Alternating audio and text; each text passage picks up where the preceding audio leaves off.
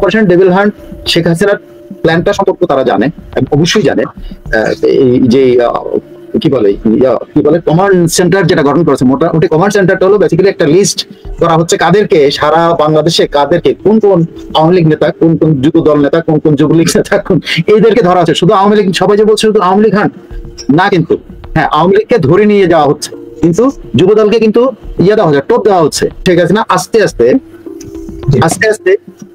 তৃণমূল পর্যায়ের কর্মী এবং নেতাদেরকে উজ্জীবিত করার প্রক্রিয়ার মধ্যে আছে বেসিক্যালি এই প্রক্রিয়াটা আছে। এবং এই প্রক্রিয়া আরো মাসখানেকের মতো, এই মাস দেড়েক এভাবে চলবে 26শে মার্চ পর্যন্ত।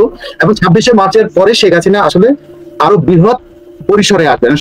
শেখ হাসিনাকে নিয়ে মানে এখানে কথার চালাচালি হচ্ছে, কিন্তু এতে শেখ হাসিনা কিন্তু লাভই হচ্ছে। শেখ হাসিনা মানুষের মুখে মুখে থাকছে, এটা কিন্তু ওরা যারা এগুলি করতেছেন তারা কিন্তু এটা বুঝতেছেন না যে শেখ হাসিনা বিরোধিতা বা শেখ হাসিনার প্রতি ঘৃণা ছড়ানোর নামে কিন্তু শেখ হাসিনার নামটাই কিন্তু প্রচার হচ্ছে। এতে শেখ হাসিনার কোনো লস হচ্ছে না, এটাই মনে করে ভারত, এবং এটাই মনে করেন শেখ হাসিনা নিজে। এই দাবি করা হচ্ছে যে শেখ হাসিনা আনার জন্য প্রাণান্তকর চেষ্টা করতেছে, অমুক করতেছে, হুমকি ধামকি, এগুলো বোগাস, জাস্ট বোগাস। আমি শব্দটা ইউজ করলাম, জাস্ট বোগাস। আপনি যে কোনো লেভেলে, সরকারের যে কোনো লেভেলে, আপনি ইভেন তথ্য উপদেষ্টাকেও জিজ্ঞেস করে দেখতে পারেন, তথ্য উপদেষ্টার কাছে খাওয়া দেয় যে বাংলাদেশ সরকারিভাবে এখন পর্যন্ত একটা নোট বরাবর দেওয়া ছাড়া আর কোনো কিছু করে ইন্টারপোলে চিঠি দিয়েছে, সেটার কোনো কার্যকারিতা নেই। আদৌ দিয়েছে কিনা সেটা নিয়ে সন্দেহ প্রকাশ করতেছে অনেকে, এই চিঠির কোনো অস্তিত্ব দেখা যাচ্ছে না। অজিত ডোভাল যিনি শেখ হাসিনাকে রিসিভ করেছিলেন যখন উনি যান, সেই অজিত ডোভাল কিন্তু বেশ বাংলাদেশ এবং ভারতের সাথে সম্পর্ক নিয়ে বেশ, উনি হলেন সিকিউরিটি অ্যাডভাইজার মোদি সিকিউরিটি, এবং উনি এই পুরো শুধু বাংলাদেশ না পুরো পৃথিবীতে এই নিরাপত্তা বিষয় ভারতের নিরাপত্তা বিষয়ে মোদীকে উপদেশ প্রদান করে থাকেন। সেটা মার্কিনীদের সাথে সম্পর্ক কি, আর রাশিয়ার সাথে সম্পর্ক, আর চীনের সাথে কি, পাকিস্তানের সাথে কি, বাংলাদেশের একটা পার্ট। যেটা হচ্ছে যে মোদীর এটার কারণে অজিত ডোভাল শেখ হাসিনা আসলে প্রথম যে শেখ হাসিনার সাথে ভারতের সরকারের যদি কোনো যোগাযোগ হয় তা অজিত ডোভালের মাধ্যমেই হয় বেসিক্যালি। আর কংগ্রেস নেতা রাহুল গান্ধী টেলিফোনে খোঁজ খবর নেন। এই অজিত ডোভালের সাথে শেখ হাসিনার রিসেন্টলি কথা হয়েছে, এইটুকু পর্যন্ত জানা গেছে যে ওই কথা হয়েছে। এবং এই যে মাঠে বলা হচ্ছে যে শেখ হাসিনার মাঝে মধ্যে ভয়েস ওভার শোনা যাচ্ছে, লাইক টেলিফোন কলস, লাইক ওনার টেলিফোনে বক্তৃতা, রিসেন্টলি অস্ট্রেলিয়াতে একটা বক্তৃতা, এইটা বেসিক্যালি উনি আরো কিছুদিন বজায় রাখবেন। এটা হলো প্রথমত হলো প্রবাসীদেরকে জানানো যে শেখ হাসিনা তার অবস্থানের আগের মতো, এখন তার মনোবলের কোনো সমস্যা নেই, কোন মনোবল নিয়ে কোনো নেই। এইটা হলো মেইনলি প্রবাসীদেরকে ইয়ে করে। আর হলো এই যে বিভিন্ন উপজেলা বা বিভিন্ন জায়গায় যে উনি টেলিফোনে রেকর্ডেড ইয়ে দিচ্ছেন, এটা বেসিক্যালি হলো তিনি এখন বুঝতে পেরেছেন যে আওয়ামী লীগ কারা ডিফেন্ড করে, হাইব্রিড যে ডিফেন্ড করে না, হাইব্রিড যে পলাতক হয়ে, যেটা উনি বুঝতে পারেন উনি কাদেরকে আসলে এই বক্তৃতাগুলি কেন অনেকে সমালোচনা করেন, উনি বক্তৃতা অনেক বিপদে ফেলছেন, ঠিক আছে, এটা বলা হয়। কিন্তু আদতে এটা কিন্তু শেখ হাসিনা যেটা অজিত ডোভাল এবং শেখ হাসিনার মধ্যে যে ইয়েতে, তাতে একটা জিনিস শেখ হাসিনাকে উপস্থিত রাখতে হবে বাংলাদেশের ইয়েতে এনভায়রনমেন্টে। তো বাংলাদেশের এনভায়রনমেন্টে কোথাও বলছে ওনার তো ঢাকা শহর বা ক্যাপিটাল শহরে তো উপদেষ্টারাই ওনাকে উপস্থিত রাখেন সবসময় ওনার বিরুদ্ধে বক্তৃতা দিয়ে। এখন ওনাকে তো তার মাঠ লেভেলে যেই কর্মীরা তার জন্য পিঠ দেখায়নি, বুক চিতিয়ে আসছে, যে কর্মীরা ধরেন বা নেতারা পিঠ দেখায় পালাই গেছে, তাদেরকে তো আর ওনার উজ্জীবিত করার কিছু নাই। ওনারা নিজেই কিছু কথাবার্তা বলেন, কিন্তু শেখ হাসিনা ওই নেতা কর্মীদের উদ্দেশ্য করে উনি এই বক্তৃতা রেকর্ড করে পাঠান বা টেলিফোনে রেসপন্ড করেন। এটা বেসিক্যালি তার টার্গেট হলো বাংলাদেশে গ্রাসরুট লেভেলে যে আওয়ামী লীগের নেতা কর্মীরা আছে তাদেরকে জানান দেওয়া যে তাদের নেত্রী তাদের সাথে আছে এবং তাদের নেত্রী তাদের জন্য কাজ করতেছে, তাদের নেত্রী তাদের রাজনীতি কে নিয়ে করবে। কিন্তু কথা হচ্ছে যে শেখ হাসিনার এই কর্মকাণ্ডগুলো ভারত কতটা এন্ডোর্স করে, এটা নিয়ে একটা কথা এর আগেও আমি বলেছি যে পররাষ্ট্র মন্ত্রী ভারতের জয়শঙ্কর স্পষ্ট বলেছেন, আমাদের যে পররাষ্ট্র উপদেষ্টা স্পষ্ট বলেছেন যে শেখ হাসিনা যাই করে এটা তার private issues, it is her thing. কারণ উনি আমাদের গেস্ট, ওনাকে আমরা কোনো কিছুতে নিষিদ্ধ করি নাই। সো শেখ হাসিনাকে যে সুযোগ সুবিধাগুলো দেওয়া হয় সেটা অ্যাজ এ গেস্ট তাকে দেওয়া হয়েছে। শেখ হাসিনা একজন প্রাইম মিনিস্টার হিসাবে উনি ইয়েতে গিয়েছেন, ইন্ডিয়া গিয়েছেন, ফর্মার প্রাইম মিনিস্টার। শেখ হাসিনাকে সেই একজন প্রাইম মিনিস্টার বা ফর্মার প্রাইম মিনিস্টারের যে আতিথ্যতা সেটাই ওকে দেওয়া হচ্ছে, এবং এই সেক্রেটারিয়েট সার্ভিসটা সেখানে এবং অজিত ডোভাল এটা দেখাশোনা করে। সম্প্রতি অজিত ডোভাল শেখ হাসিনার সাথে দেখা করে বা একদম দেখা করে কথা বলে উনি শেখ হাসিনাকে আশ্বস্ত করছেন যে ভারত তাদের অবস্থান কখনোই শেখ হাসিনার ব্যাপারে কোনো অবস্থান পরিবর্তন করে না, বরং ওনার আরো কোনো সহযোগিতার প্রয়োজন আছে কিনা সেটা তারা জিজ্ঞেস করে। তবে ভারত বাংলাদেশের রাজনীতিতে ইনভলভ হবে না। এইটা কিন্তু শেখ হাসিনাকে, ভারত বাংলাদেশের রাজনীতি ইনভলভ হবে না, শেখ হাসিনাকে সেইভাবেই তার চলতে হবে এবং সেটাই তাকে পরামর্শ দেওয়া হবে। সেই পরামর্শ অনুসারে শেখ হাসিনা আস্তে আস্তে তৃণমূল পর্যায়ের কর্মী এবং নেতাদেরকে উজ্জীবিত করার প্রক্রিয়ার মধ্যে আছে। বেসিক্যালি এই প্রক্রিয়াটা আছে এবং এই প্রক্রিয়া আরো মাসখানেকের মতো, এই মাস দেড়েক এভাবে চলবে 26শে মার্চ পর্যন্ত। এবং 26শে মার্চের পরে শেখ হাসিনা আসলে আরো বৃহৎ পরিসরে আসবেন। সেই বৃহৎ পরিসরটা কি সেটা আমি এক্স্যাক্টলি জানি না, তবে আমি জানি যে ইন্টারন্যাশনাল ক্যাম্পেইন যেটাকে বলে, দেশের ক্যাম্পেইনে তো এখন পর্যন্ত অনেক জটিলতা, কর্মীদেরকে আপনি বলেছেন যে কর্মীদেরকে উঠায়, যে কর্মীরা আবার সামনে আসার চেষ্টা করছে তাদেরকে উঠায় নিয়ে যে নতুন পার্টিতে, আপনি কি জানেন কিনা এটা শুধুমাত্র ইয়ে করতেছে যে এদের পুরো অত্যাচার করতেছে তা না, অনেকে কিন্তু জামায়া ধরে রেখেছেন। আমি এরকম কয়েকজনকে চিনি যাদেরকে মানে আমাদের এলাকার জামায়া ধরে রাখা হয়েছে এবং তাদেরকে প্রস্তাব দেওয়া হচ্ছে নতুন দল, কারণ তারা তো বঞ্চিত ছিলেন ওই সময়, তারা কিন্তু এরাই কিন্তু শেখ হাসিনার জন্য কখনো পিঠ দেখেনি, এদেরকে পড়াইতে পারতেছে না। এই জন্য এখন পর্যন্ত মার্কেটে আসে নাই যে আওয়ামী লীগের পতন। তো তারপরে আপনি দেখবেন যে ফেসবুক বা বিভিন্ন জায়গার যুবলীগের, ছাত্রলীগের বা আওয়ামী লীগের কিছু ক্ষুদ্র নেতা, ছোট পদের নেতা, তারা বলছেন যে আওয়ামী লীগ আর বিশ্বাস করে না, শেখ হাসিনার প্রতি আস্থা নাই, এই জন্য এগুলা দিয়ে তারা মনোমতে যান বাঁচানোর চেষ্টা করছেন। এগুলো কিন্তু তারা দল ত্যাগ করছেন তা না, কিন্তু এরা এইসব স্ট্যাটাস দিয়ে বা এইসব দিয়ে যান বাঁচানোর চেষ্টা করতেছে। মূলত অপারেশন ডেভিল হান্ট শেখ হাসিনার প্ল্যানটা সম্পর্কে তারা জানে, অবশ্যই জানে। এই যে কি বলে কমান্ড সেন্টার যেটা গঠন করেছে, মোটামুটি কমান্ড সেন্টারটা হলো বেসিক্যালি একটা লিস্ট করা হচ্ছে কাদেরকে সারা বাংলাদেশে, কাদেরকে কোন কোন আওয়ামী লীগ নেতা, কোন কোন যুব দল নেতা, কোন কোন যুবলীগ নেতা, কোন এদেরকে ধরা হচ্ছে। শুধু আওয়ামী লীগ, সবাই যে বলছে শুধু আওয়ামী লীগ হান্ট না, কিন্তু হ্যাঁ আওয়ামী লীগকে ধরে নিয়ে যাওয়া হচ্ছে, কিন্তু যুব দলকে কিন্তু ইয়ে দেওয়া হচ্ছে, টোপ দেওয়া হচ্ছে, ঠিক আছে, এগুলো হচ্ছে। তো শেখ হাসিনা এই জিনিসগুলো জানেন, যে কারণে উনি উনার তৃণমূলের নেতা কর্মীদেরকে সুস্থ রাখার জন্য যে উনি আছেন এবং উনি নেতাকর্মীরা যেভাবে আন্দোলন চায় সেভাবে আন্দোলন পরিচালনা করবেন, এই আশ্বাস দেওয়ার জন্য আজকে যে টেলিফোনের, যেটা এই সরকার খুব রিয়াক্ট করছে, সেটা হলো এই টেলিফোনিক, এবং এটা আরো অব্যাহত থাকবে। তবে ইন্টারন্যাশনাল ক্যাম্পেইনের মধ্যে ওনারা কিভাবে আসবেন এটা এখন পর্যন্ত, এবং ইন্টারন্যাশনাল ক্যাম্পেইনে কারা এই ক্যাম্পেইন, এটা কি ক্ষুদ্র ভাবে বিভিন্ন দেশ থেকে দেশে তার অবস্থান, তার তার তার রাজনৈতিক অবস্থান ব্যাখ্যা করার মাধ্যমে এটা ইয়ে হবে, সেটা যেটা শুরু হয়েছে অস্ট্রেলিয়াতে উনি করেছেন, কিন্তু এটা না আর অন্য কোনো ভাবে এটা এখন পর্যন্ত ক্লিয়ার না। তবে শেখ হাসিনার সাথে ভারতীয় রাজনীতিবিদদের যোগাযোগ হবে, অজিত দোভাল শেখ হাসিনাকে সর্বক্ষণিক পরামর্শ দিচ্ছে। একেবারে এই যে পরামর্শ দিচ্ছেন এবং ভারত বাংলাদেশের রাজনীতি কোনোভাবেই যুক্ত হবে না, বাট শেখ হাসিনাকে তারা এই পরামর্শটুকু দিয়ে যাচ্ছেন এবং সেই অ্যাক্সেসটুকু তিনি পাচ্ছেন।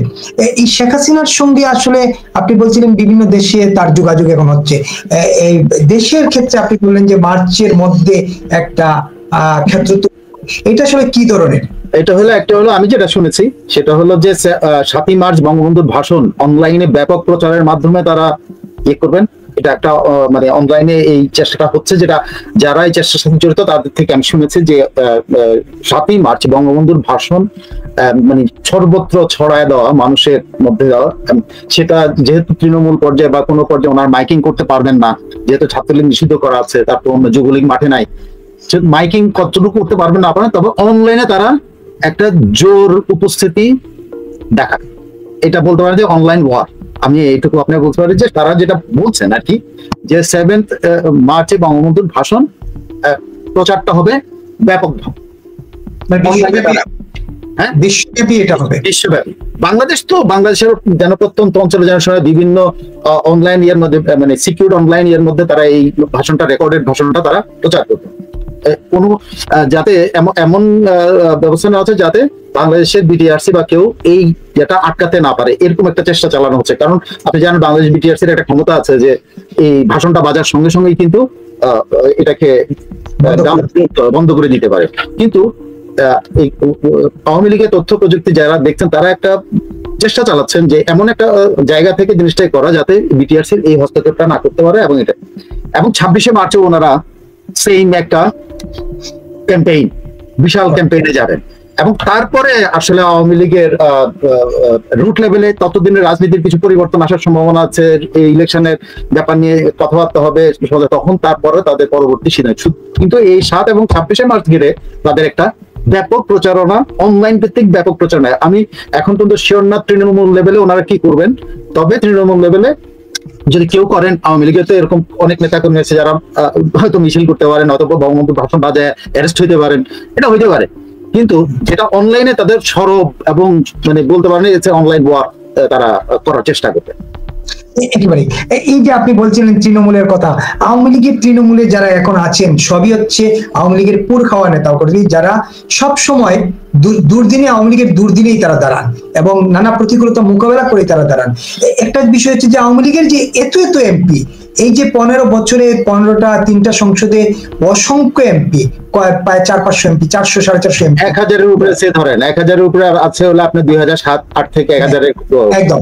তো এত এমপি, এই এমপিদের একটা বড় অংশই নাই, তারা তৃণমূলের কর্মীদের অভিযোগ, তারা এমপি না, এমপিদের ছায়া এমপি আছে না, তাদের পিএসরা আমি বলছি এমপি তো নাই, এরপরে তাদের অনুসারী যেসব কমিটির প্রেসিডেন্ট সেক্রেটারি আছেন তারা পর্যন্ত উধাও হয়ে গেছেন এবং তারা আত্মগোপন করছেন। কেউ কেউ বলেন তারা সীমান্তের ওপারে পাড়ি জমিয়েছেন। সবাই না, এই যে ঢালাও বলা হয়, কেউ কেউ বলেন তারা, আমি বলছি তারা কতজন সেটা তো আর যায় না, কিন্তু একটা বড় অংশ তো এখনো দেশে আছে, বুঝাই যাচ্ছে কিছুদিন পর পর অংশ শুধু না, একটা মেজরিটি অংশই দেশে যারা আসলে পালাইছে, যে বা যারা ধরেন তারা তাদের জীবন আশঙ্কায় পালাইছেন, এটা ঠিক, কিন্তু এটা majority of the local leaders এবং গ্রাসরুট লেভেল লিডার্স এটা পছন্দ করে না, এটা হলো বড় ব্যাপার। কিন্তু সবাই কিন্তু পালায়নি আছে, কিন্তু একটা আশ্চর্যজনক ব্যাপার যে একজন যতজন এমপি এই আওয়ামী লীগ রেজিমের সুবিধাভোগী ছিল, একটা এমপিও কি মাঠে নামতে পারে না? এটা একটা প্রশ্ন অবশ্য। এক আরাফাত রহমান নামলেই আপনার হয়ে যাচ্ছে নাকি? আরাফাত রহমান মাত্র 3 মাসের বা 6 মাসের এমপি খুব সম্ভবত, নাকি বাই ইলেকশনে হয়েছিলেন, তারপরে সেকেন্ড টাইম আরো 7 মাস। আচ্ছা, যাই হোক, তো এই ছাড়া আর আপনার একটা এমপি কোনো কথা বলছে? আপনার বাহাউদ্দিন নাসিম, ইনি তো ওনার কথা আপনি জানেন, অনলাইনে ওনার কথাগুলো, বা ধরেন আরো বড় বড় নেতারা বিভিন্ন জায়গায় কথা বলছেন, তারা ওই যে তাদের লিফলেট বিতরণের সব আপনি জানেন যে সাধারণ আওয়ামী লীগ দ্বারা ওনারা প্রত্যাখ্যাত। তো প্রত্যাখ্যাত শব্দটা আমার বলা হচ্ছে, সাধারণ আওয়ামী লীগ তাদের পছন্দ করছে, তাদের কথাবার্তা পছন্দ করছে। ইভেন তারা যখন লিফলেট দিতে গেছে তাদের হাত থেকে লিফলেটও নেয়নি, ওনারা ফটোশুট করতে হয়েছে। তো ওই ধরনের লোকদেরকে আওয়ামী লীগের লোকেরা, গ্রাসরুট লেভেলের লোকেরাও কিন্তু পছন্দ করে না। ওদের থেকে ওরা কিছু আশা করে না, আশা করে হলো লোকাল। এখন এই লোকাল শেখ হাসিনাও কিন্তু আশা করছে, তার ভিত্তি কিন্তু লোকাল। যতই শেখ হাসিনা তার আমলে 15 বছরে তার লোকাল নেতাদেরকে, মানে যারা আসলেই কোন সুবিধা নেই তাদেরকে উনি যতই দূরে ঠেলেছেন, তারা ততই তার জন্য কিন্তু বুক পেতে দাঁড়িয়েছে, অন্যরা কিন্তু বুক পাতে দাঁড়ায়নি। এটাই হলো প্র্যাকটিক্যাল সিচুয়েশন। কিন্তু সবাই পালিয়েছে, এটা ঠিক।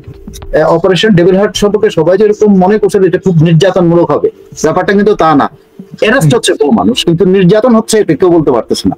এই অ্যারেস্ট হওয়া লোকগুলিকে কনভার্ট করার চেষ্টা হচ্ছে, মুসলমান থেকে খ্রিস্টান বানানো বা খ্রিস্টান থেকে মুসলমান বানানো না, আওয়ামী লীগ থেকে বৈষম্য বিরোধী বানানো, বিএনপি থেকে বৈষম্য বিরোধী কাজে বানানোর জন্য ব্যবহৃত হচ্ছে। আমি জানি না আর্মির নেতৃত্বে, অবশ্য আর্মি বরাবরই বলা হয় আইয়ুব আমল থেকে পাকিস্তান সেনাবাহিনী, বাংলাদেশ আমলে জিয়াউর রহমানের সেনাবাহিনী, এরশাদ আমলে এরশাদের সেনাবাহিনী এবং মঈনুল আহমেদের আমলে তাদের সেনাবাহিনী এই দেশে সবসময় একটা কিংস পার্টি গঠন করার চেষ্টা করছে। একটা মাত্র ফেল করছে, বাকি 2টা সফল হয়েছে, 3টাই সফল হয়েছে, আইয়ুবেরটাও সফল হয়েছে।